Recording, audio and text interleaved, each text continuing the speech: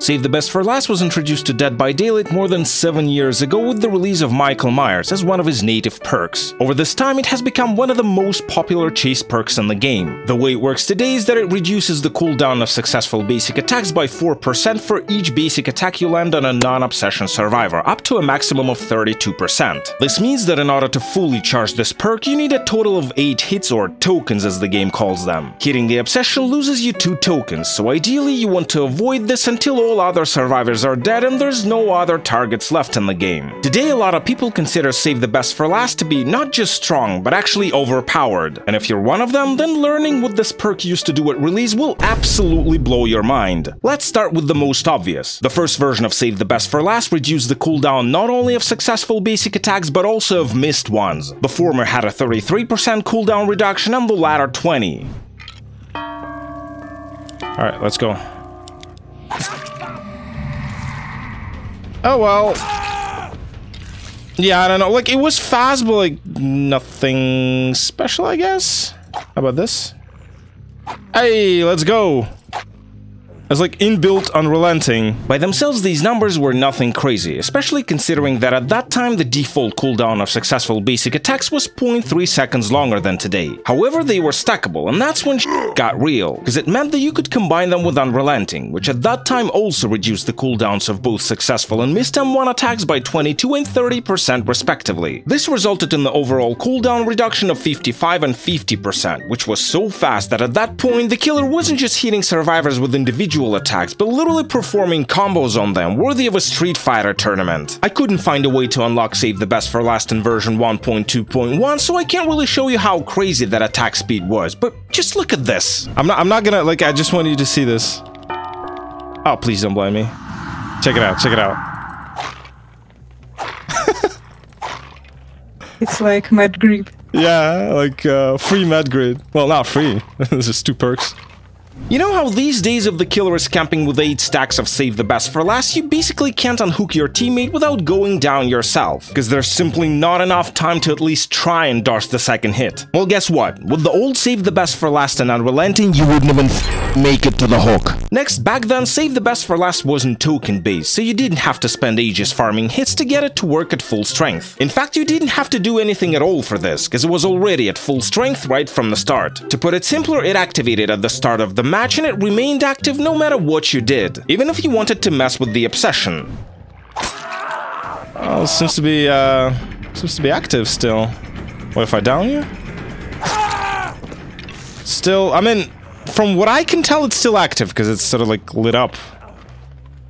I don't know. Moreover, you could even hook the obsession and it still wouldn't make this perk deactivate. It's just you had to make sure that it wasn't their last hook, because if you killed them, that's when you actually lost the perk and there was no way to get it back anymore. But again, avoiding this was pretty easy, so truthfully you might as well just say that there were no deactivation conditions at all. At that time, Bhvr wasn't known to address such problematic aspects of their game as quickly as today, so Save the Best for Last remained in this absolutely broken state for more than 3 months, up until patch 1.4.0. In this update, the devs made the first attempt to tone it down by getting rid of its ungodly synergy with Unrelenting. For this, they removed the successful attack cooldown reduction from this perk, making this property exclusive to Save the Best for Last. Another 3 months later, in patch 1.5.0, they came back to do the same for the cooldown reduction of missed attacks. This time it resulted in a direct nerf of Save the Best for Last, which lost the aforementioned attribute and thus once and for all parted ways with Unrelenting. But it wasn't the only change to Save the Best for Last in this patch. The thing is that Bhvr weren't particularly happy to find out that this perk, originally designed for chases, was heavily utilized for camping. So in order to force the intended use, they made it kick in only after 20 seconds of being in a chase. This way, unless the survivors were deliberately taking ages to unhook their teammate and instead were simply running around the killer like idiots, there was simply no way Save the Best for Last could deny them the rescue. And this would have been a super healthy change, but unfortunately it had a very negative side effect, because on top of making it impossible to use Save the Best for Last for cheap downs near the hook, it also completely destroyed its chase potential. Basically, after this patch, this perk occupied the same niche as Bloodlust, helping bad killers and chases before survivors died of old age IRL. In fact, I think this change could have been inspired by Bloodlust in the first place, because it was also introduced in patch 1.5.0, meaning that Save the Best for Last nerf was most likely developed with this new mechanic in mind. Let's go. Survivor found. How long is that gonna take? Ah, okay, you didn't fall for this. What? Bro, Bloodlust kicked in before Save the Best for Last. What do you mean? What the? Okay, fine. Oh my god, can you believe that?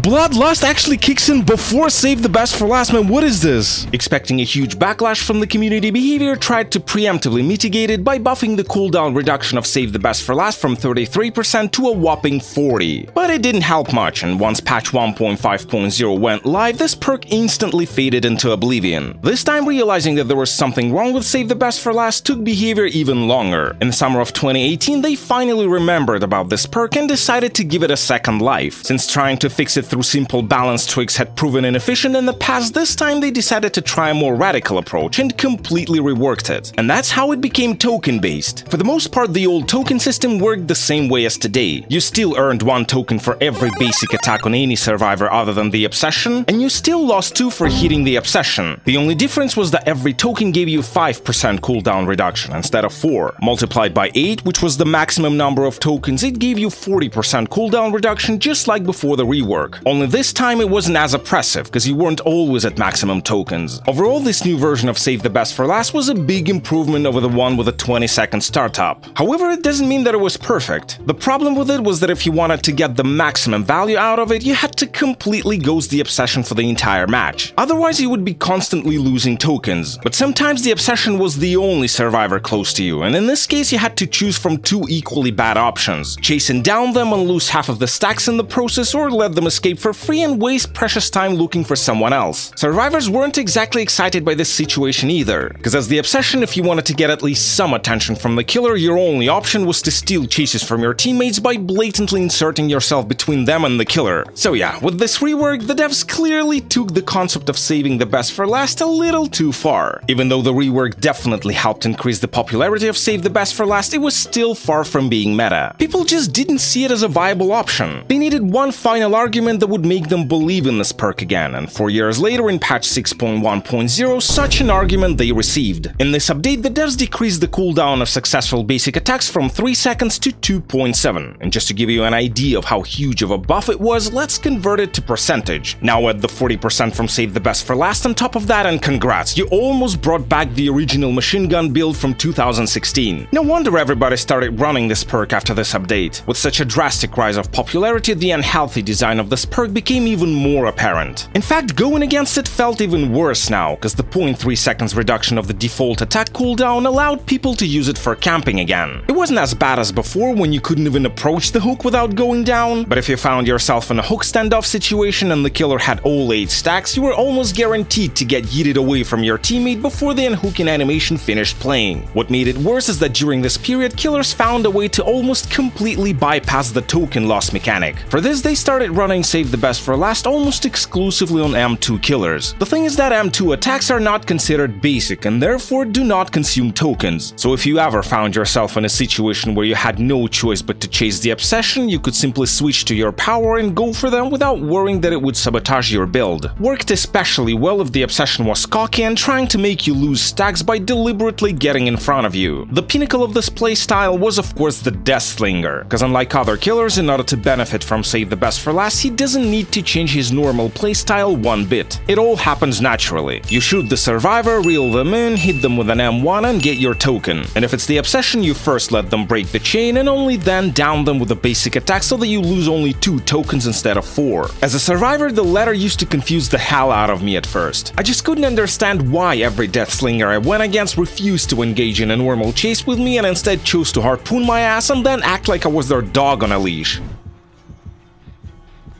Pork.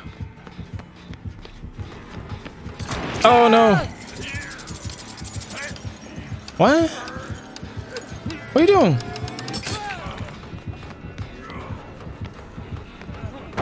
Yeah, right, whatever. I'm out. But then when I learned about the new meta and compared it to my favorite solo build, it all started making perfect sense. As always in such cases, a wave of complaints from survivors was just a matter of time. And as valid as some of them were, a lot of killers flat out refused to recognize them and acted as if survivors were simply making a mountain out of a molehill. Anyway, this time Bhvr sided with survivors and announced yet another set of changes for Save the Best for Last. As a survivor main myself, all I wanted to do then was to finally provide a proper solution for camping with this perk, as well as making it so that as the obsession, the killer no longer treated you as an outcast. Everything else I never really had any major issues with. However, when patch 7.5.0 finally brought the promised changes to the live servers, they not only failed to address these issues, but actually made them even worse. First thing Bhvr did was lower the cooldown reduction bonus from 5 to 4% per token, limiting the overall bonus to 32%. It was done to compensate for the 0.3 seconds reduction of the default attack cooldown and therefore give survivors a slightly bigger window to unhook their teammates against camping killers, which it did, and now you can actually rescue your teammates even if the killer has all 8 stacks. But only if you start unhooking right after taking the first hit, the moment the game displays the unhooking prompt for you. Mess up with the timing even by a little and the killer will be able to attack you again before your teammate gets off the hook.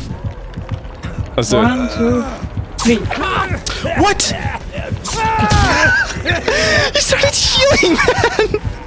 What the hell is that? Well, as you can see, there's not enough time to fuck around. You just don't have any time. In other words, the problem was solved only partially, and for this partial non-solution, the devs had to sacrifice the chase portion of the perk, which, get ready for a hot take, didn't really deserve it, at least from my experience. Because whenever I died to a killer with Save the Best for Last in a fair chase, I rarely felt that it was solely because of this perk. It was more like my pathing was rough, or I was zoned, or there was simply nowhere to go and I was dead anyway. In my opinion, if they really wanted to fix camping with Save the Best for Last, they should have done something that would have made it completely impossible to use this perk in such scenarios. Like, I don't know, deactivate it when you're closer than 8 meters to the hooked survivor, or make it so that it only activates when the killer is moving, or literally anything else except for nerfing the numbers directly. Because this way you basically made both sides angry without achieving much. Second, the devs made it so that now M2 attacks on the obsession also consume tokens, and this is just...